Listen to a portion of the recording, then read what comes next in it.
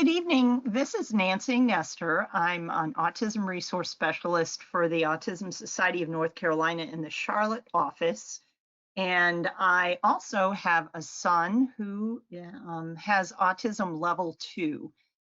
Before I had my son, I actually taught special education for probably about 15 years. So, um, some of the things that I did with my son were little tricks that I learned when I taught.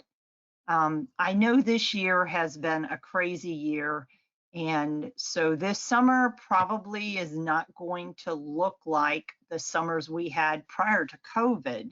And hopefully it won't look like next summer. Hopefully next summer we will be back to something that's a little bit more normal. So let's go ahead and get started. Summer break is here, and our kids, you know what they think. School's out, entertain us.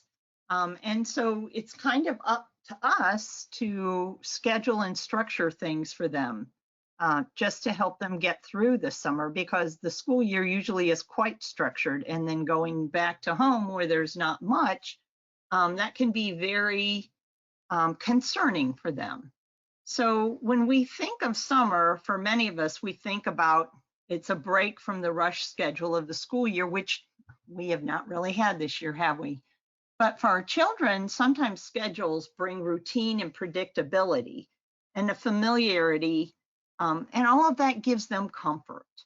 Summer can be stressful because they're dealing with new social requirements and an uncertain day. There are ways to help them deal with the changes that come from being away from school, and with a little planning ahead of time, they can transition into summer with much less stress. So again, I know this year is different than most years we think about, but for some of our children, especially those that have been in school for a little while now, and most of our children in the self-contained classes have been in school, that change in schedule can be very upsetting. So tonight we're going to think about COVID safety. We're going to identify some autism-friendly options throughout the state.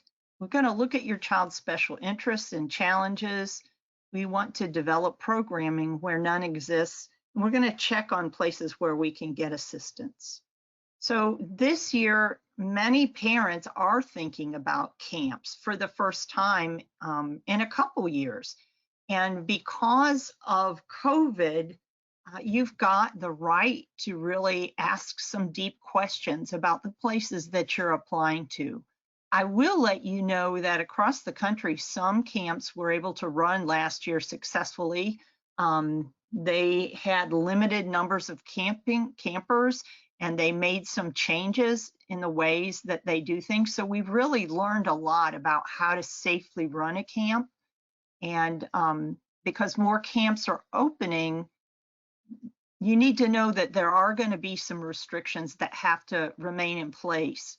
And you can ask what's being done to keep your child safe. Some of the things that I've seen are new routines that promote safety. I know in the past with some of our residential camps and some of our day camps, parents would be allowed to go into the camp and mingle more. This year, a lot of parents are asked to just stay in your car and someone will come and get your child. And there are pre-screenings that you may have to do. You may have to go online and just do a pre-screening. It may be things like answering questions about whether or not your child or anyone in the family has shown any symptoms, and what was the temperature in the morning. Once you arrive at camp, those screenings may be, again, asking you those same questions and then doing a temperature check.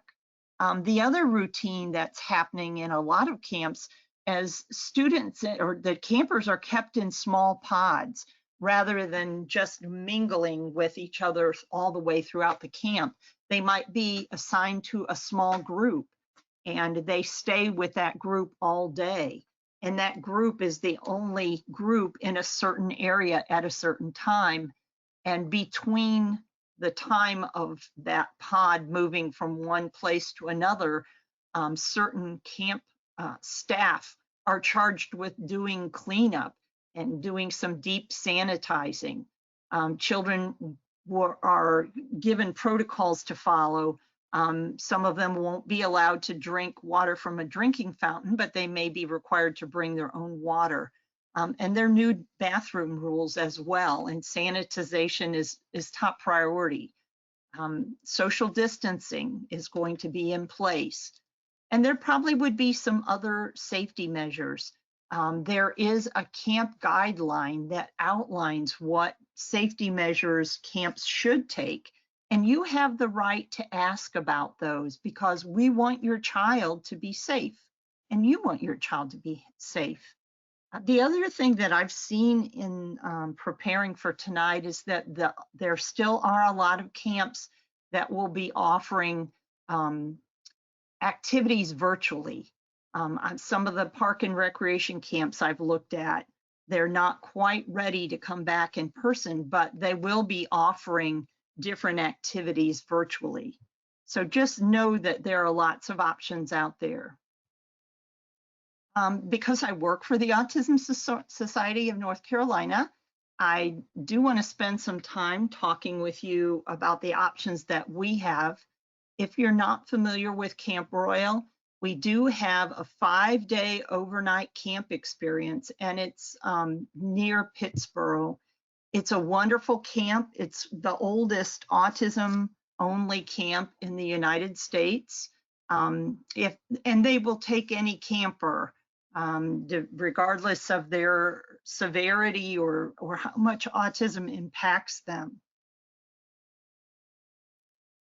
If your camper needs 24-hour one-on-one staff, they can provide that. And for those who don't need as much one-on-one, they usually do like a 2-to-1, 2 campers to 1 staff person. They have overnight awake staff, and they also have some video camera capability, so you can watch your child at camp. I will say that Camp Royal is already full this year, and part of the reason for that is they are only going to take half of the campers so that they can do more social distancing. So that's just something to know. If you're interested in Camp Royal, though, and you've never been, they do have a family camp weekend. They have them in May, and they have them again in starting September and October. I always tell parents to try and go to the September one if you can, because the weather's still warm, the pool is open, and if your child goes to the pool at Camp Royal, or goes to Camp Royal in the summer, I'm sorry, they swim 3 times a day. So they usually don't have any trouble with someone who has trouble sleeping at night, because being in the pool that many times, it's very relaxing and calming. And when it's time to go to bed, the campers are usually very ready to go to sleep. So if you were able to go in September, that's a great time to go. You get a really good feel for what camp is like. Also, we have summer social recreation programs in Eastern North Carolina, New Bern, Winterville, and Wilmington. It's my understanding that the Brunswick camp, unfortunately, they don't have a building for that right now. Hopefully next year they will. So those children are going to be served in Wilmington. We also have summer recreation camps in Greensboro, Raleigh, and Fayetteville. So if your child is involved in the social rec programs, they also have that summer rec option as well. And there are a lot of other autism-friendly sleepaway camps in North Carolina. Camp Lakey Gap is one. It's in Black Mountain. That actually used to be a satellite camp of the Autism Society of North Carolina. The staff there are highly trained on autism, and they do a great job. So that may be one you might be interested in if you're not able to get into Camp Royal. I think Lakey Gap still has some openings. Camp Talisman is in the mountains. It's in Zirconia. That camp is primarily for those that are autism level 1. And they also cater to kids that have learning disabilities. So those are the kids that really their issue is more social skills. And that one, if your child meets those categories, you can contact them and learn more information. Summer Shine is in Arden. They work with kids that are 15 all the way up through adult. And then another one is Camp Blue Skies, which is in Boomer in Wilkes County. They focus pretty much on adults. I think that their May camp is virtual, but I'm thinking that hopefully their September camp will be open. And they like to have adults on the autism spectrum come during the spring and the fall, because one way they kind of save money is renting that camp and just using it during off seasons. We have a lot of autism-friendly day camps. Here are all the ones that are in eastern half of North Carolina.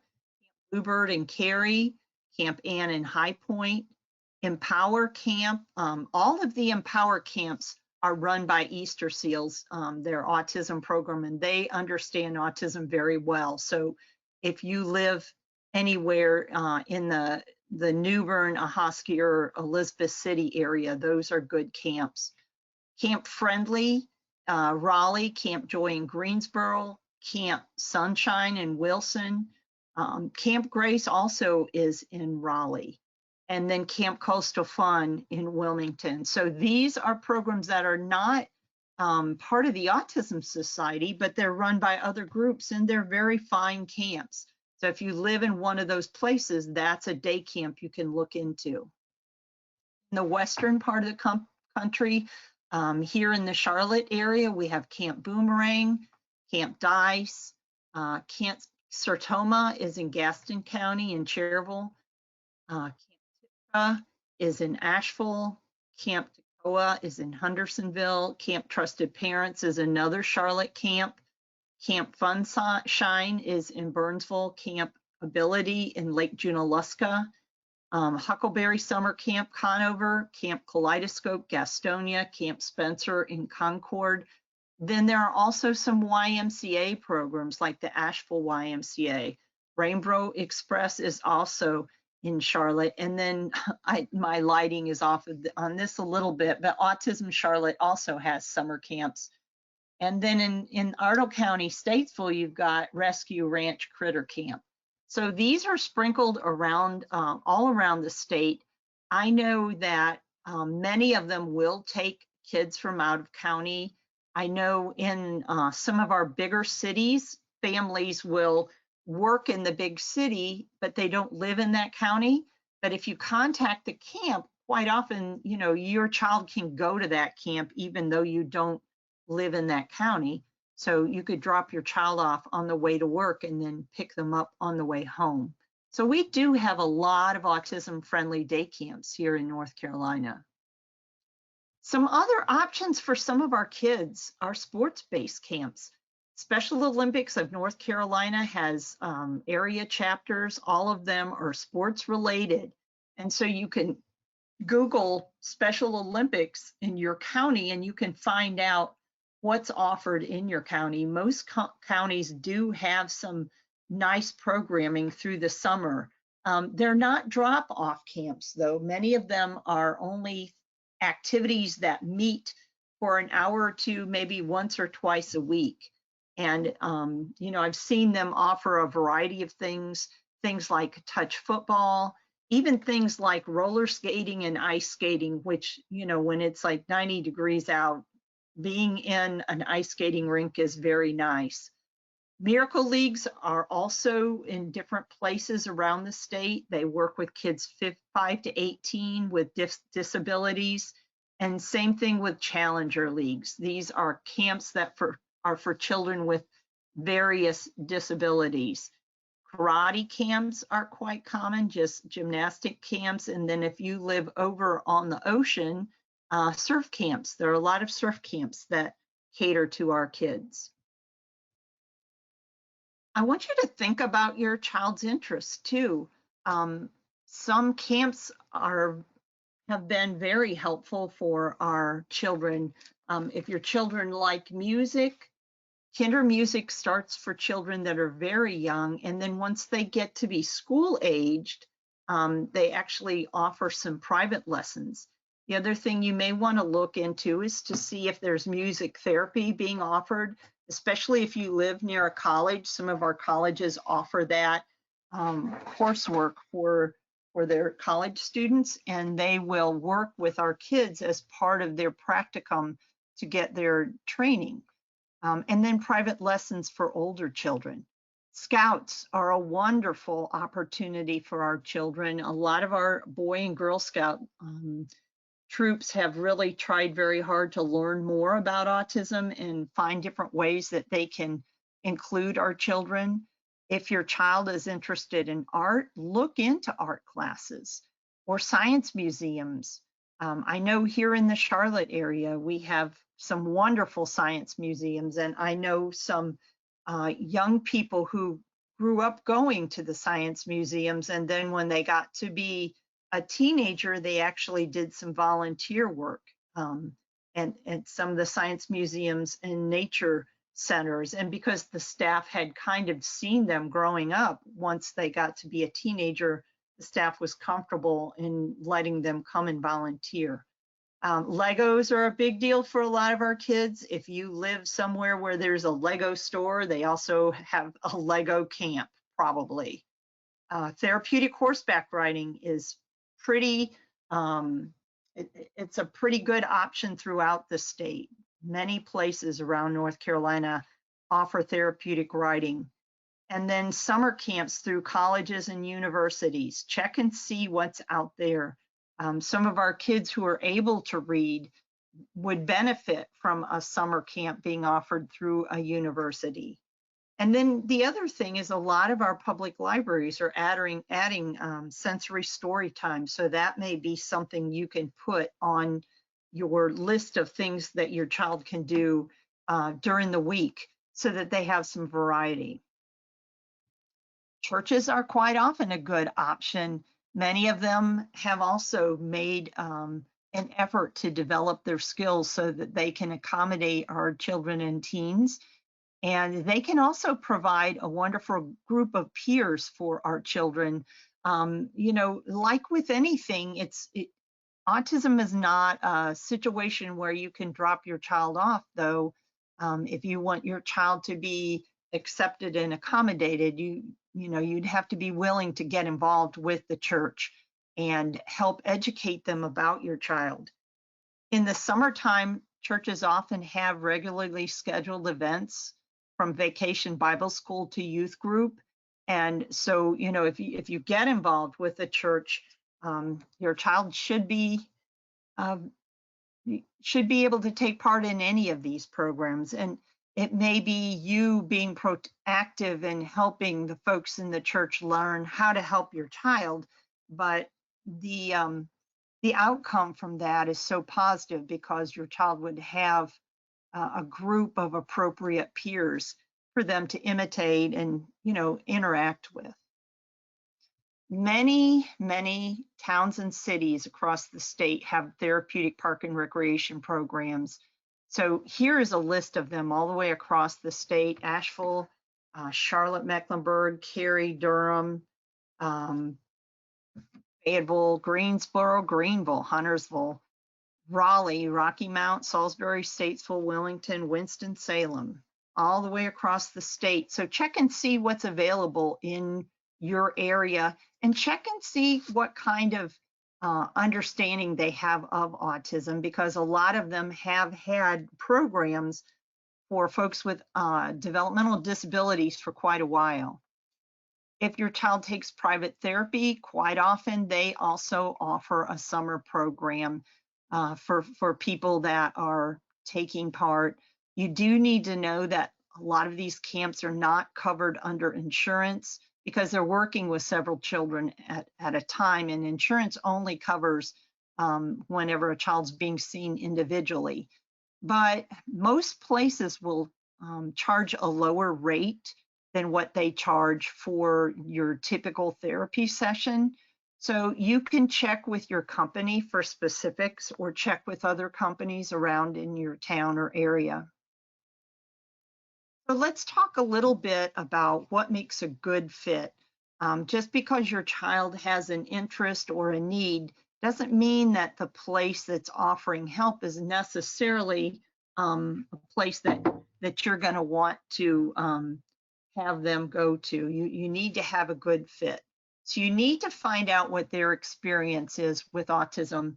And sometimes other parents are a great resource for that. If you can talk to families who've used that facility before, find out what they think. And talk also, if you can, to maybe your child's teacher and other people that you know, just to determine, whether or not a specific camp would be a good fit, or even if they have any ideas of camps that would be a great option. The other thing you want to know with our kids, especially, is if they can give that appropriate level of supervision and interaction with peers. We don't send our children to camp so that they can just run wild and possibly elope, but we also don't send them to camp so that they can sit all day with an adult. That's not what we're looking for. We want them to have some peer interaction. You want to look for a consistent daily communication method. I know when my son has gone to camp, he had checklists that came home every day, just like he did when he was in school. And they would kind of, on a checklist, let me know what he did that day and if he had any struggles. And you want to see if they have a visual daily schedule for our camper. You should know that visual schedules really help our children cope. It gives them consistency and predictability. That takes away a lot of the anxiety. You want to also know what they use for rewards and motivators. We want to make sure that the rewards and motivators are appropriate for our child as well. Because if the reward or motivator is not motivating to our child, it's not going to work. But on the same token, we want it to be something that's helpful for them. And I know sometimes in some places they tend to use food as a reinforcer, and we don't really want that for our child. Food is nourishment, it's not a reward. And then we want to know if they will be ready and willing to get some training on your child. Are they open to you helping them make different accommodations and modifications? You want to check and see if they have an appropriate place for calming, and base that on your child's needs. If your child has a really hard time being outside in the heat all summer and they don't have a nice, quiet, calm place that's cool to calm down, then your child may struggle at that camp. You also want to use your child's interest as an indicator. And like I said before, make sure you get input from your child's teacher. Your child knows because your teacher has spent time with them trying to instruct them whether or not a certain place would have enough structure or if it would be interesting to your child. So these are some tips for choosing a good fit. What do you do if there are no other options, though? Because not everybody lives near a ready-made option, and most of our kids simply can't just go to camp because autism has impacted their behavior. Another thing is that families may not have the money to pay for their child to go to a summer's worth of camp. Well, let's think about the opportunities of summer. So summer brings some challenge. There's a lack of structure. It has new experiences, and many of our kids have a really hard time with something that's new, such as camp or vacations, family outings, running errands with parents. Sometimes these are challenges for our kids. Plus, they lose academic skills over the summer, not to the point usually that they have to have extended school year, but they do fall back some. Plus, there's a loss of daily supervision for parents who have to work. So let's think about those were the tough parts of summer. What are the opportunities for summer? It gives you a chance to practice flexibility, which is really hard for our kids. It gives them an opportunity to learn new skills and to relax a little and enjoy a lot lower anxiety. Summer's a little bit slower paced. They have time to sharpen their skills.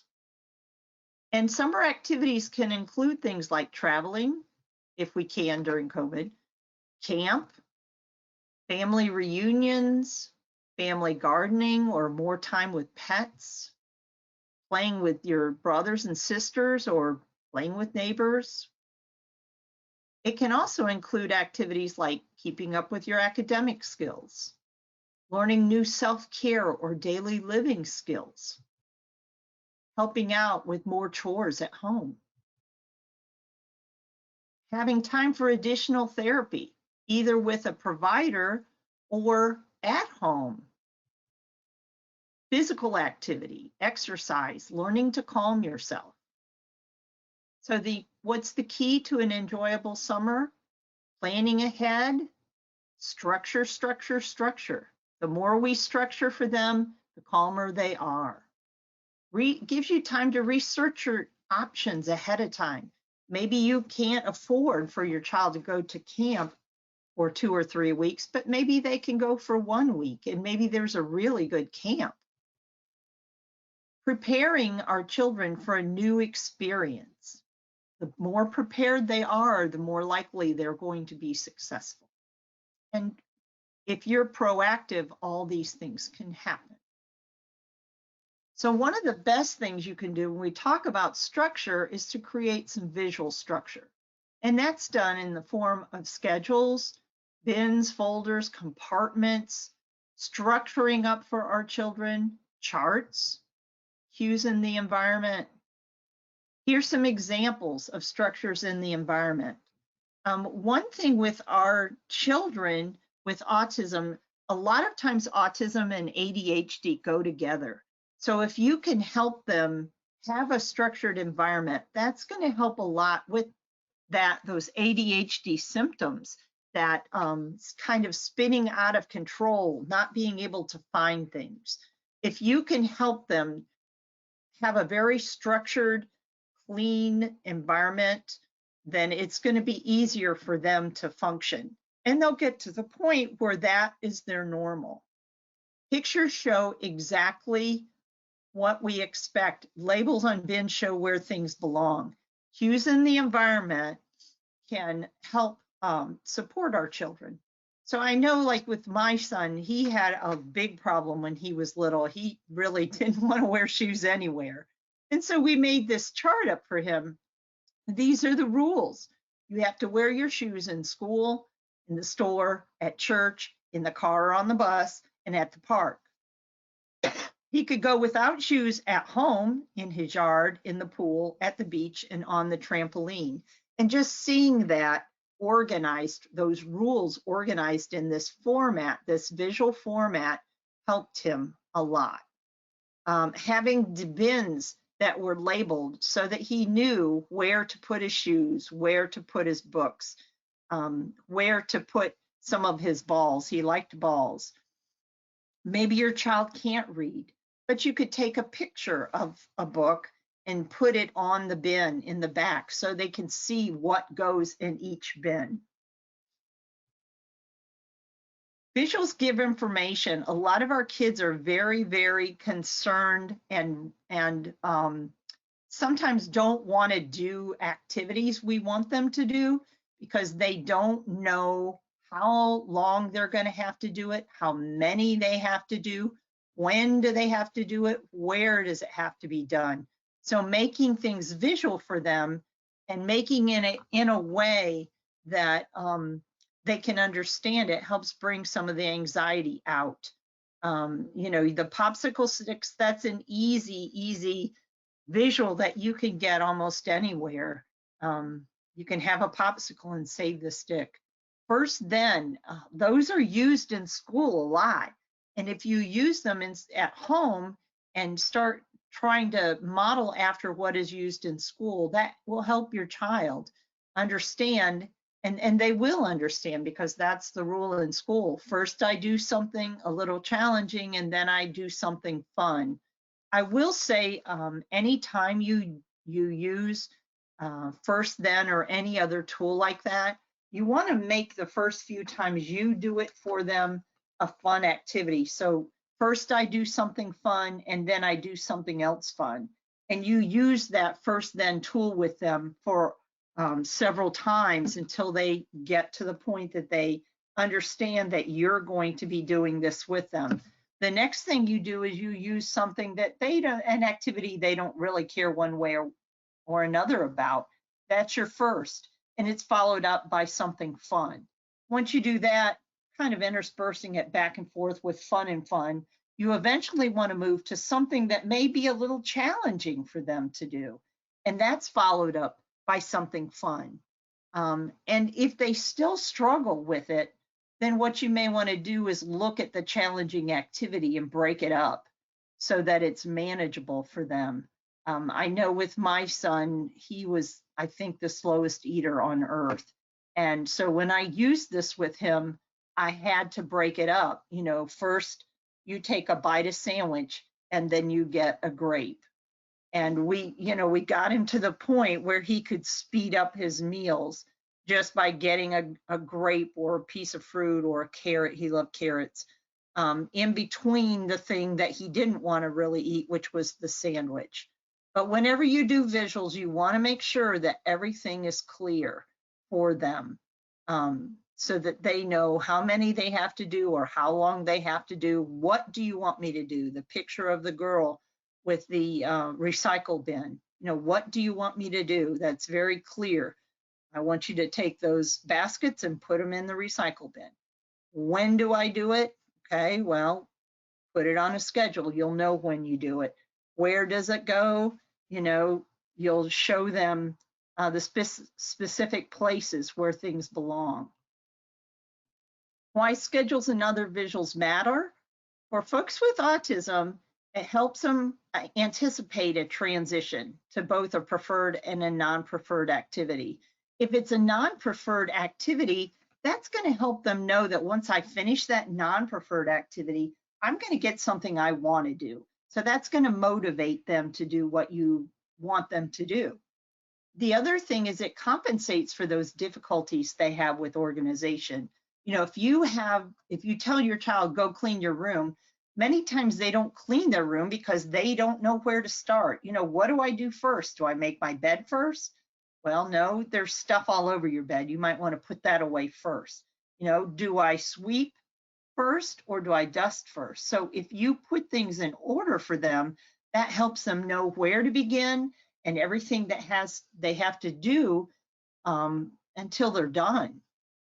It communicates expectations clearly, and it gives them a higher level of independence. And that's something our kids do want, you know, especially if they get into those teen years, they really do want to be independent. So if you can start working on that when they're younger and praise them when they do things by themselves, then that really helps them a lot. And it allows you to take yourself out of the conversation, and you know, it allows them to do things without you standing right over them, which is good for everybody. Here's another example, and we're showing you these because we want you to see it can be a very simple thing. I know these have been printed off and typed up on the computer.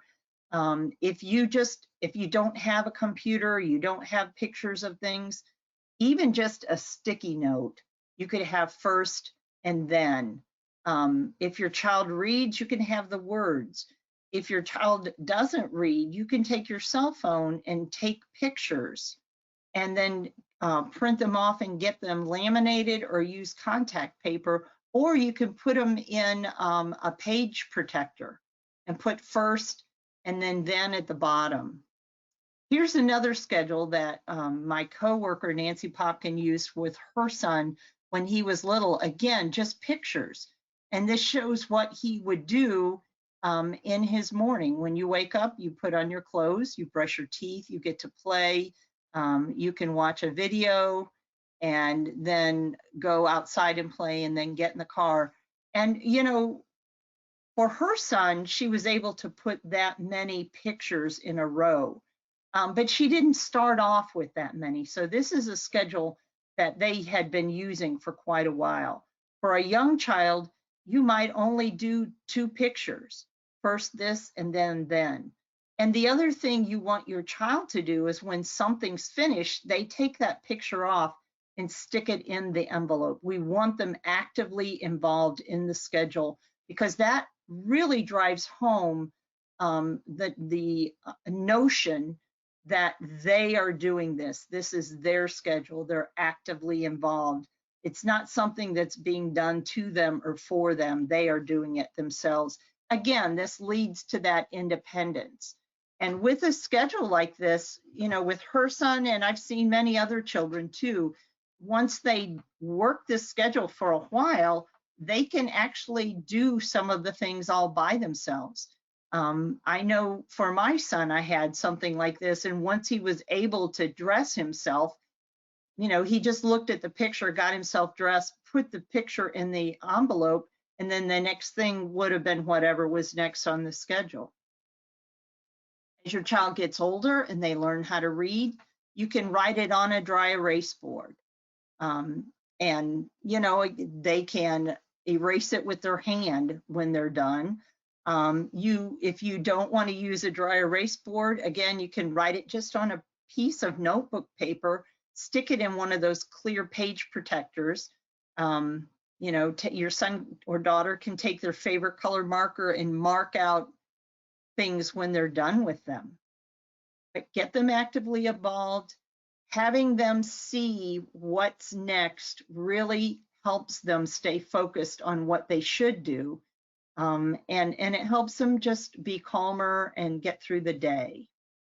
Here again, you know, as they get older, this is a planner. The young man that used the pictures in the old folder a couple slides back, this is what he used when he was in college. This was his daily planner from college. So as your child ages, you can change this daily planner. So let's talk about some things you might want to put on the schedule. Chores, errands, fun activities. It shouldn't all just be chores. It needs to be a mix of everything. Think about your day. You don't work from the moment you get up to the moment you go to bed. There are some fun things in your schedule, even though you may not have a visual schedule.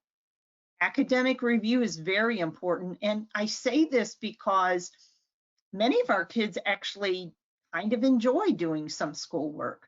So if they're good at something, that actually might be a reward for them to continue to do something they're good at so they can get quicker at it or keep that skill. Skill building, things like learning to brush their hair or comb their hair. They need to practice those. That's how they get better. Tying your shoes. If you haven't learned to tie your shoes, if you have to tie your shoes, you know, every single day, maybe 4 or 5 times a day, they're going to learn to tie their shoes more quickly than if you only do it once a week when they're at OT. So any sort of skill building. Activities at home with the family, reading together, sitting with your child and reading to your child. That's one of the best things we can do with our children. And for our children that are not able to talk, if they're able to read and write, there are talk tech devices that will talk for them. So learning to read is very important. If your child can read, you know, go with them to the library and get a fun chapter book. You read a sentence, let them read a sentence. You read a paragraph, let them read a paragraph. You read half a page, let them read the second half. Base it on what they're able to do. If they struggle with reading, then you read the hard paragraphs, you let them read the easy paragraph or the easy sentence. But keep practicing those skills with them. Playing games is very, very important. I don't know if you know very much about Temple Grandin, but she's an adult with autism who was severely autistic as a child. And as an adult now, she travels the world actually talking about what it's like to have autism. She's also a professor at the University of Colorado in Fort Collins. So, one thing she talks about was growing up, she had a nanny, and what the nanny did with her all day long was work with her on language skills, but also playing games. A very important social skill for our children. Our children have a really hard time sometimes interacting with others, but if you give them a structured activity like a game, that's a way for them to interact with others. And it sometimes can even take the language out, but still allows them to be with others. So playing games are very important, teaches them how to share. It teaches them how to take turns, which can be a challenge.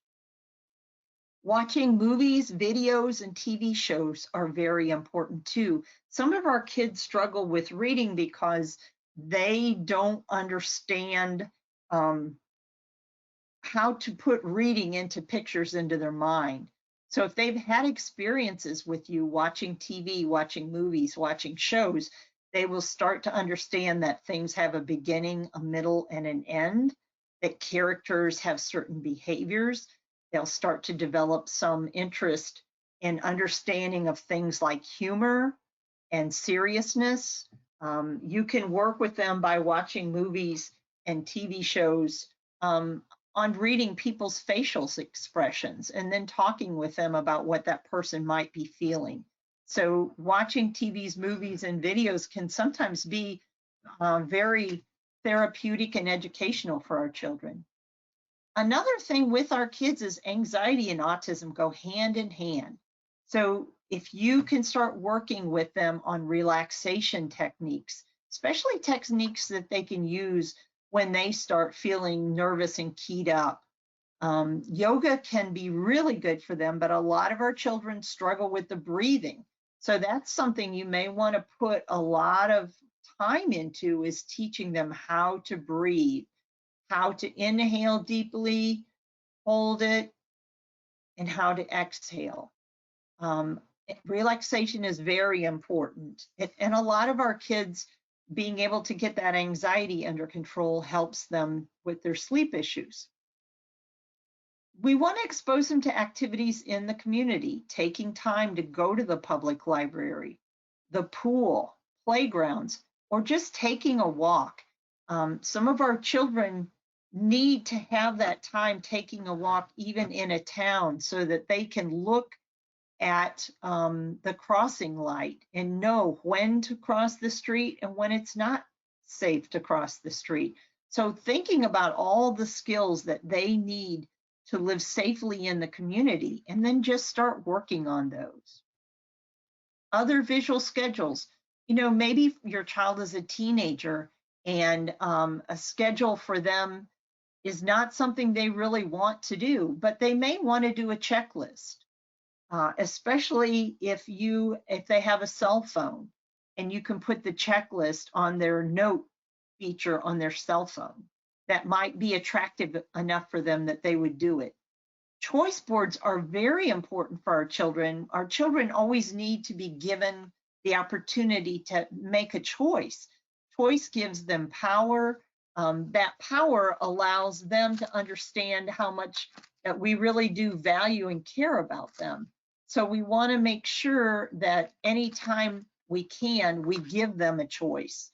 And we want to make sure the choices we give them are choices that we can live with as well. They need closed choices, not open-ended choices. For some of our kids, if you give them too many choices or an open-ended choice, again, that creates anxiety because they don't know how to make a choice. So we need to give them practice in making a choice. We need to help them understand that even though they may not be as verbal as other people, they do have the right to have a choice. For those that are verbal, using scripts and flow charts that teach them the interaction, practice those scripts ahead of time, that can be very helpful. And it could be something as simple as ordering a pizza or calling the library and finding out what time they close. Something that's going to give them information and can lead to something fun that they enjoy. And then the other thing is just instructions. And again, the instructions could be something like a recipe to make cookies or Rice Krispie treats, something that would be reinforcing for them. All of those are visual strategies. And if you can put those into their day, you're going to find that they're going to be a lot more successful. Here's an example of a checklist. And, if you have more than one child, a lot of times if you make a checklist for one child, the other child is going to want to do it. So, that's something that you could do for your family. Just, when you come home from school, these are the things you need to do. Maybe in the summer you're not home from school, but maybe it's something that you want them to do before they go to bed so that they can have things ready for the next day. Or, a checklist of things that need to be done in the morning before lunchtime so that after lunch, maybe they can go to the pool or something like that, do something more fun. So checklists are a great way for them to know what needs to be done. It takes you out of the conversation.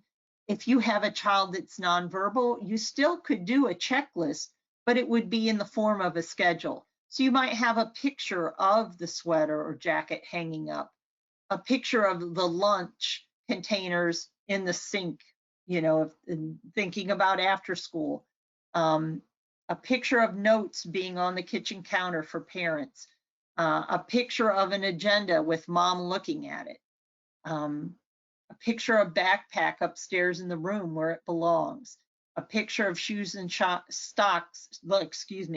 shoes and socks belonging where they are, and then a picture of your child getting a snack if they want one. So all those could be put in pictures instead of words. If your child is learning to read, though, we want to pair those pictures with words because many of our children learn by whole word reading, which is pairing a picture with a word. And so that's going to help them develop those reading skills. Here's another example in the bathroom. This is what you do to wash your hands. Number one, you turn the water on, then you wash your hands with soap, turn the water off and dry your hands. If you can train your child to follow this schedule, then you don't have to be in there with them while they're washing their hands. They can do it all by themselves. Choice boards. Here's some more choice boards. Again, this allows them to make the choice. That allows them to develop that skill and independence. It allows them to self-advocate. Sometimes with our children, they have a hard time making choices. So you have to give them the choice to be made. And again, this may be something for your child. Maybe 12 choices is too many. So maybe you only give them 3 different things to choose from. And, tailor it to them. And then maybe once they can handle 3, after a month or so, you might try 4. So you're gradually stretching them. Visuals are another great way for our kids to communicate with us and for us to communicate with our children. Many times when they're upset, if we use our words, that just makes them more upset. So again, this is a good reason for them to learn to read because many times they can read something and it's easier for them to comply. But when we say it with our words, it's kind of agitating to them. So, reading is good. These are good ways for us to also communicate with them in situations where we really can't talk with them. Let's talk a little bit about functional communication. So it's a communication that works when words fail, and it allows somebody to communicate their wants and needs. There are times when, with our children, even those who are able to talk quite a bit, that they get so upset that they can't talk, or if they do talk, they're yelling and screaming. So we have to have a way for them to communicate when the words fail, and that's where visuals come in handy. A schedule or a checklist will allow a parent to communicate expectations and needs for the day. And then the individual with autism, they also need a way to communicate their needs and wants as well. And that's where you have to have some sort of method for them to ask for help. It could be a help card. It could be just a card with an exclamation point on it. If your child knows sign language, it may be a sign. So, having some sort of method for them to let you know that I've had all I can take, I need a break. Here's another example of functional communication. Hold my hand. This is an emotions thermometer that is very similar to some that schools use. Actually, this was created by a young man with autism, and this helped him communicate with others kind of how he was feeling.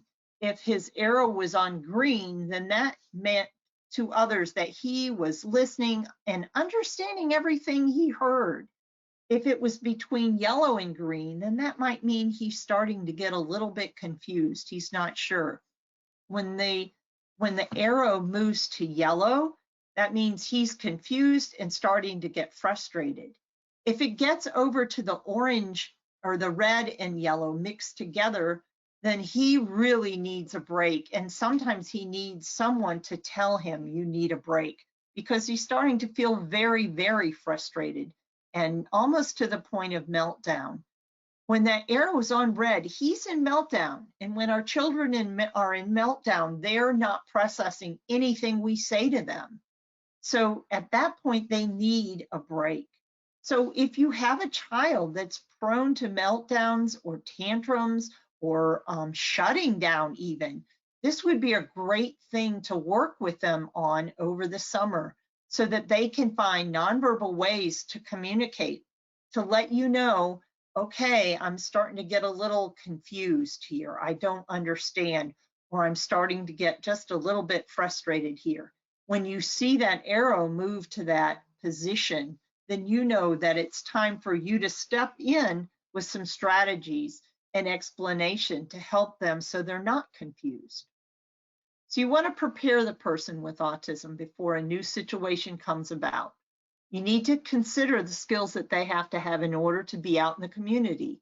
There are some children that until they develop some skill levels, it's not safe for them to be out in the community without someone holding their hand. They have to be able to follow directions. They have to be able to transition without becoming panicked or overwhelmed. And then they also have to be such that you can manage their behaviors or they can manage their own. So what do you do if you're in a situation with any of those issues? You come up with a plan to teach them the skills they need at home. You teach them the skills at home and you practice them at home until they get to be second nature for them. I know with my son, this is one I used with him. When he was 3 years old, he was the Tasmanian Devil and Dennis the Menace and Rain Man all wrapped up into one. And I could not go out in public with him because he could get away from me faster. I mean, he would be there 1 second and the next second you couldn't find him. He would break unbreakable things. He would go off with strangers. He was just really hard to deal with in public. So at home, I had to teach him hands on pants so that he wasn't touching everything. Stay with me was the second rule. And the third rule was quiet voice. And I had to teach him when we're inside, quiet voice. When you're outside and we're in the yard or at a park, you can yell, but not in most other places. And then the fourth one was follow my directions. You have to listen to me. If you can't listen, we have to stay home. And so we worked on those skills. And after 6 months of working on these skills, I could go with him out in public. Before we got out of the van, I would prime him. I would tell, we would look at the picture and I'd say, what's the first rule? And he put his hands on his pants. He couldn't talk very much. And second rule, stay with me. He showed me, he knew what that meant. Quiet voice, he put his little hand over his mouth. Follow directions. He would shake his hands, yes. So when we were out in public, if he started to have an issue with any of those, I could just hold my finger up. If I held up finger number 3, he would get quiet because he knew if he didn't listen, we would leave. And he wanted to be out in public. He did not want to be at home. So, for my child, that worked. Now, your child may not want to be in public. So you may have to work this a little bit differently. But having it visually, practicing at home, making sure that he could follow everything he needed to do before we got out into public, and then practicing it in public, rewarding him when he did well. He loved getting spun around. So if he did this, I would spin him around and he would just be so happy. He didn't want to break the rules. He just didn't know what the rules were.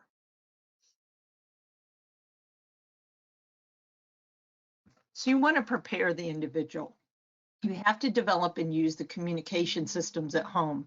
You don't want to wait until you're out in public to do something. You want to make sure they've already mastered it before you go out in public. You want to develop a schedule. You want to stick to your routines. Anything that is routine for them is comforting. When you change the routine on them, that's upsetting. So if you have to change that routine, you want to make sure they know ahead of time. And you want to also make sure they know what to do for the change in schedule.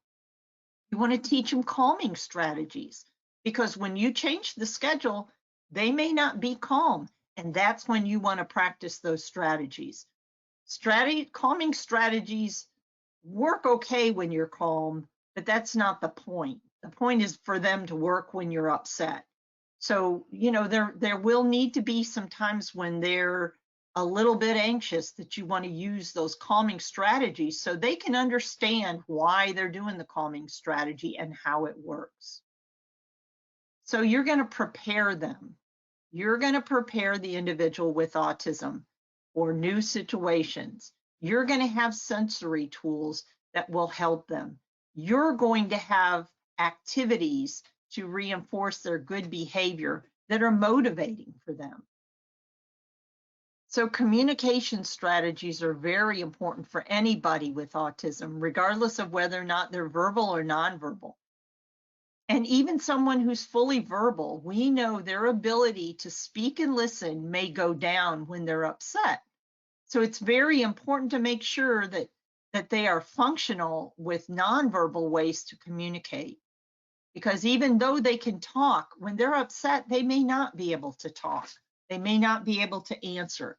They may not be able to understand what's being said to them, but they can figure out, they can process things that are visual. You want to make sure that you're using these tools and strategies at home every day. And then once they master those strategies and tools, you want to use them periodically to maintain that skill level so that when you're out in the community with them and frustration crops up, they can still remember how to use that tool. You don't want to wait until you're out in public, because if you wait until you're out in public to try a new tool, it's going to fail. And then that's going to cause your child with autism to have an attitude about this new support. You want to prime them at home and then support them at the location. So if you have a child who really has a hard time swinging at the park because they always swing on the third swing on the right, and if somebody's in that swing, they want to get them out of there, so because that's their swing. So ahead of time, you're going to talk with them. What can you do? You can stand patiently and wait. You can go play on something else and then swing on your swing when it's available. Or you can swing on a different swing, or you can decide not to swing today.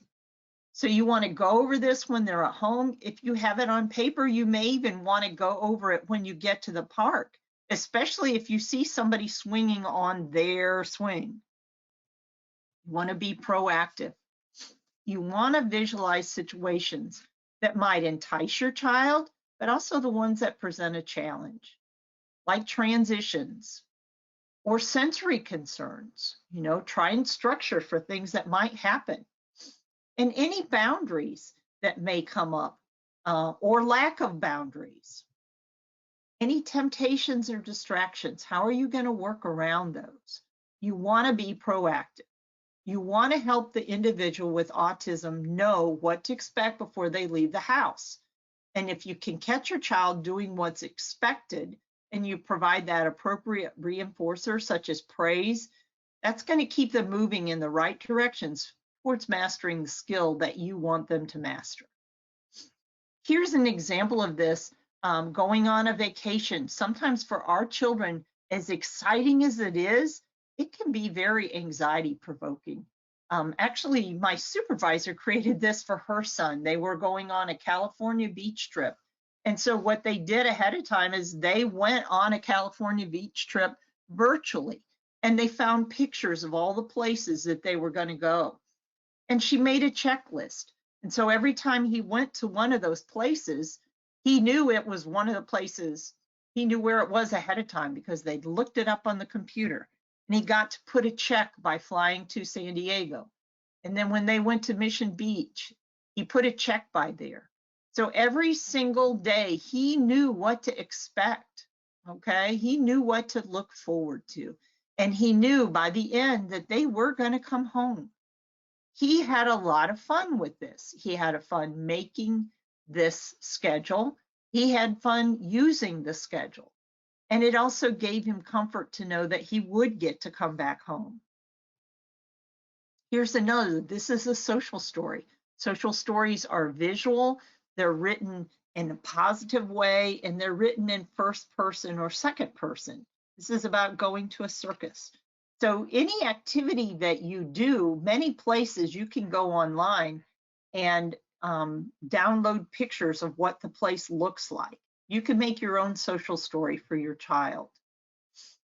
Here's another example of a social story. This is what they were going to do to run errands. First, they were going to Walmart, then they were going to stop by the park, they would go to the grocery store and get groceries, and then they would go home.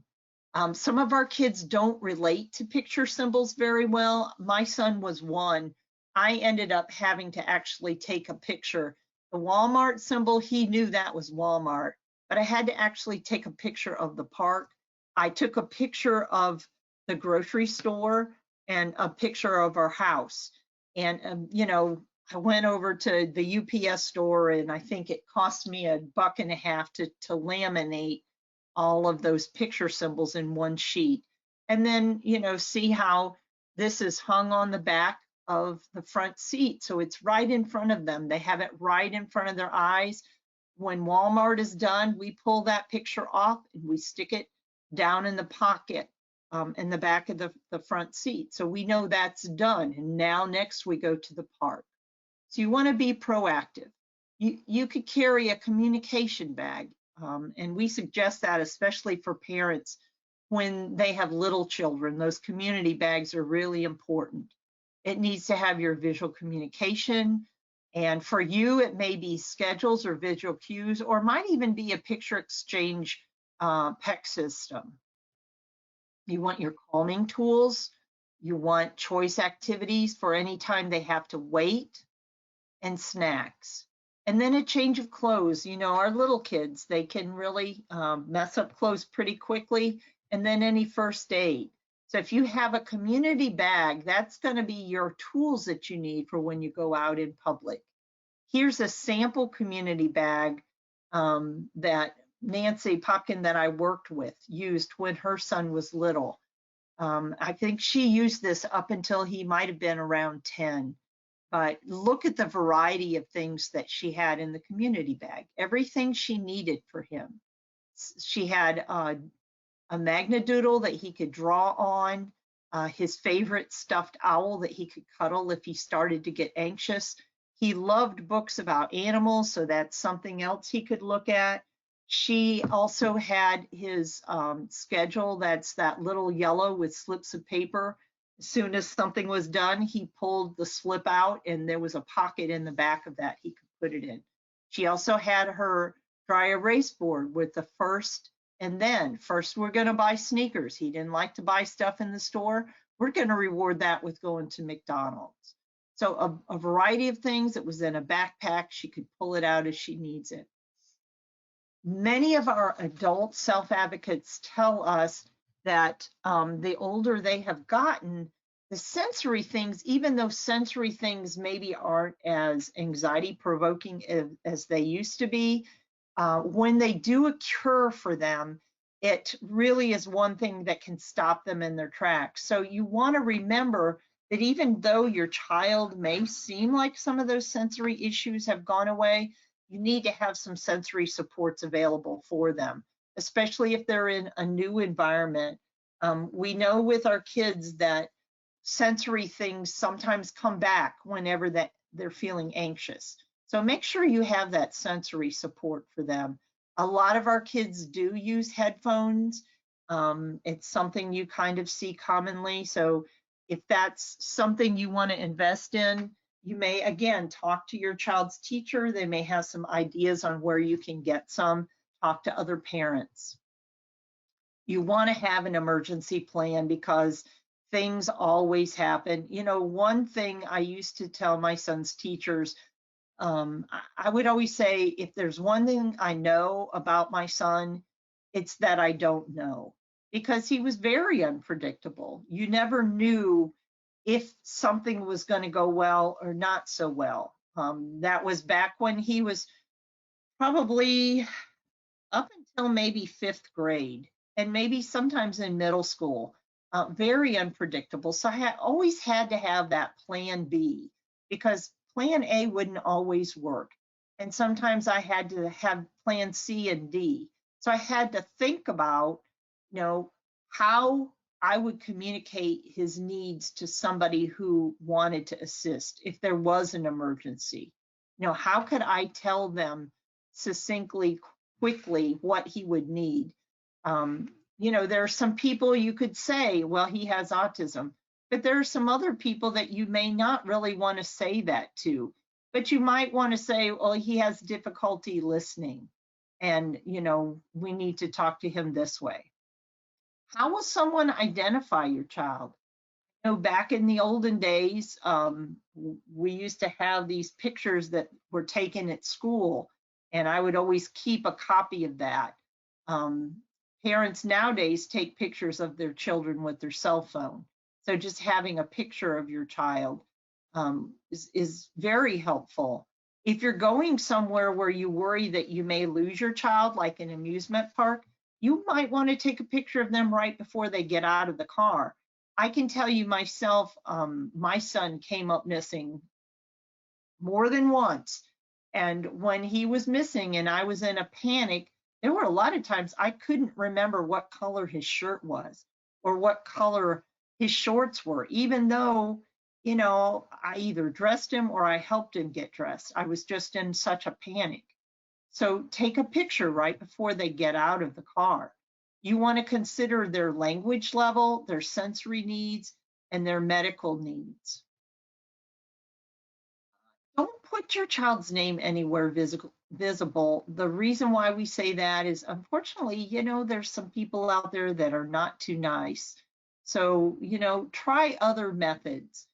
Current photo of your child, again, cell phone or pictures. I know these medical bracelets. You can get that in the drugstore. There's also other options for that as well.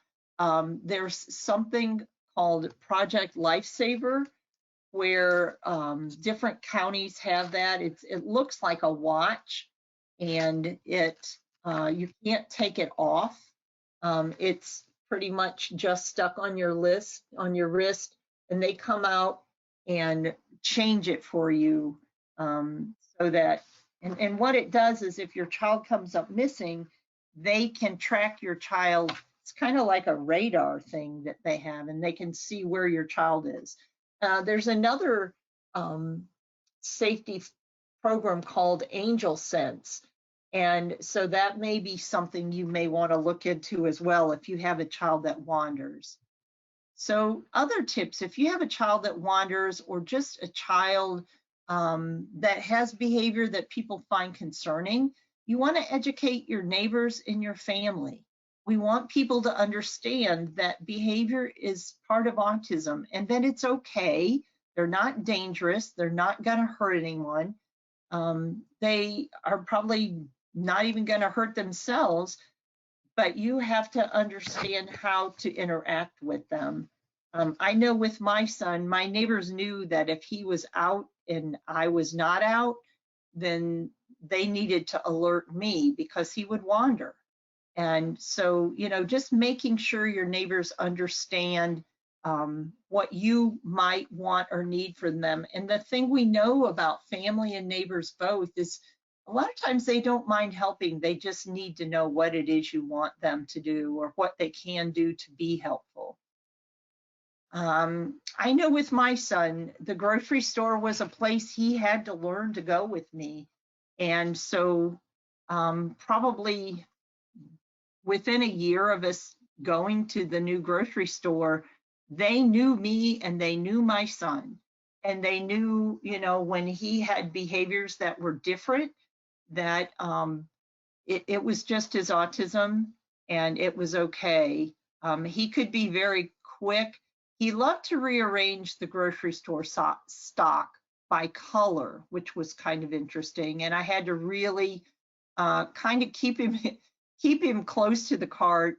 He got too big to ride in the cart. So then I had him like between myself and the cart, standing and riding on the cart with me behind him. But if I wasn't really keeping a good eye on him, he would slip over and start rearranging the stock by color. And of course, I'd have to put it back. But once they realized that he had autism and that was part of his autism, and that I also was working on helping him develop more appropriate behavior, they were fine with that. They were very understanding. So if you're going to try a new situation or something new, even things like going to the airport, flying on a plane, there are lots of places that you can go on websites or call ahead to learn information so that you can plan for any special situation that might come up. And the other thing too, just calling and letting someone know that you're coming and what you need.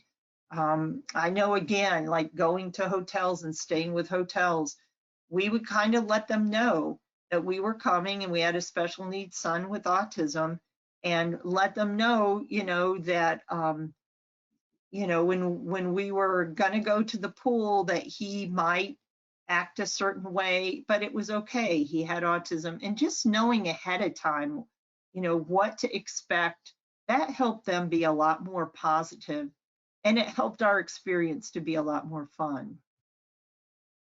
Social narratives are a great way to help our kids prepare for a new situation. And actually, on the Autism Society's website, we have a ton of social narratives that talk about all sorts of things. Some of these are pre-COVID. We have a lot of them that actually we wrote because of COVID. So if you're struggling with your child to deal with some of the new social distancing or wearing a mask, we've got lots of social stories online. And you can use those for free. You can go anytime that you need to. So you just go online to our website, you look for that Gain Knowledge tab, and that's where you find those social narratives. They're on the far right. We also have free webinars. This is not one that's been recorded. I think we're going to record it tonight, but this is one that we really need to do every year because information changes. We do have a lot of information on all sorts of topics for children of all ages. We actually even are starting a library for self-advocates for adults on the spectrum. So if you haven't gone to our website yet, please go to our website, look again under that Gain Knowledge tab, and then click on webinars. We offer a lot of support for parents. We actually have blogs that we put out. There's usually 3 blogs a month. So usually every week and a half, if you look on our website, you can find blogs. And if you're looking for blogs to help you with the summer, just go down to our blog and search for summer. And we've got lots of them that have been written with wonderful ideas of things that you can try. One of the best resources that you have as far as parks or activities or camps in your area is your local autism resource specialist. There are 18 of us. We are scattered all over the state. So if you go to our website and you click on Find Help, that tab, and then click on Find a Specialist, you can scroll down the page and there actually is a big map of North Carolina. If you know where your county is in the state, you can click on your county. But some of us are a little map challenged. And so there's also a tab you can click on and scroll down and find your county. But once you click on your county, that will tell you the name and contact information for the autism resource specialist in your area. So you can feel free to email that person and just ask them your questions and they will help you find the answers that you need. Other resources for you, Identikid, they will help you with a photo of your child and a fingerprint, and hopefully you'll never need that. Bodyguard medical ID bracelets, Project Lifesaver. In the Mecklenburg County area, Gaston, Cabarrus, Stanley counties, Alexander counties all have Project Lifesaver. Actually, I think Cleveland does as well. Check in your area of the state. All you would need to do is to call your sheriff's department and ask them if they have Project Lifesaver. I do know that there is a cost, but sometimes there's scholarship money. And they really also ask that this program only be used for people that have a history of eloping. So if your child has never snuck away from you and gotten lost, but you're worried about that, you can't call Project Lifesaver for help. It's really, that is only for the children that have eloped and, the police have had to be called. But again, what this is, it's a tracking device, and they will come out and help you find your child, because the tracking device will show them exactly where that Project Lifesaver wristband is located. Once they put it on, it cannot come off. It's waterproof. It's indestructible. So for many families I know who have children that wander, it is a lifesaver. And like I said, the other one is Angel Sense, and I don't have information on that. That is the end of my little presentation.